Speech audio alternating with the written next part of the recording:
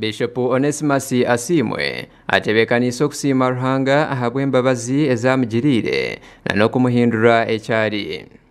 Aha mukoro nugwo gumwe habaho kurundana esente ezokumaliriza ekanisa ya Emmanuel Cathedral Kinyansano. Kusima Ruhanga habwa progress yitu tukora no manyangwe nyuma ho tukatugere kanisa nke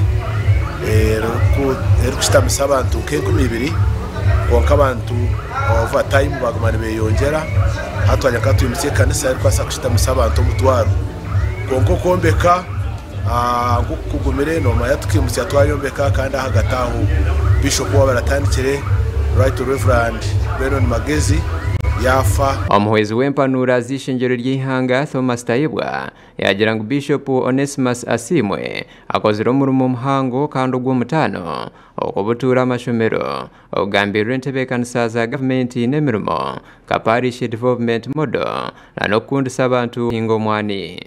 My Lord Bishop, Right Honorable Nakusima ahabentunguka iyo basize kureta umudayosisi y'Iteji Nakusima mnonga ahagukwatagisa na gavumenti okureba mu program za gavumenti y'okuzabona oyogera kuzigambaho program muzimanya za PDM Bishop yalukuza na preaching prosperity for all. Mu bigambo bye Bishop Onesimus Asimwe yagira ngo atebekanise okusima Ruhanga habwo kumuhindura ekyali atyo yashaba gavumenti okwikirizana na Dr. Kiza Besigye akaruga omuchome. Nabona wa FDC bone bagira bati yana musiyasyo nanye na mbweno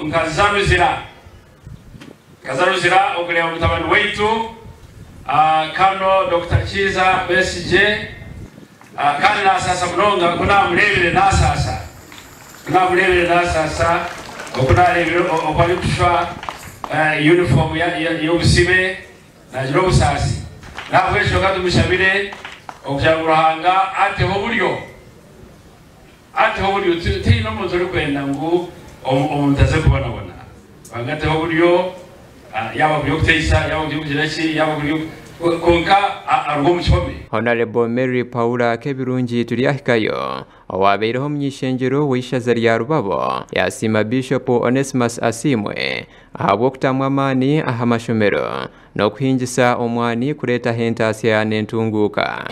Emyaka 2 eyomazire na munonga omukwetesa ekigambo kya Ruhanga omugyetese na munonga kwatiraho Makobole High School hamwe na Kinyansano Girls kandi no kwemphasizinga abantu mubahingo mwani ero babwase kutunga entasya. Omuringo nugwo gumwe General Henry Tumukunde owahumwire amahe yasima Bishop Onesimus Asimwe abwo muramwa gw'entunguka n'okubinga enshonga z'ebyobutegeki omukanisa. Munonga abokombeka kanisa egi n'okombeka obureberezi munonga ntwenda kusimira okukwatanisa abantu okwihamu amahari okwihamu obutekerezana kandi n'okuguma rwagati y'ebintu ebyo.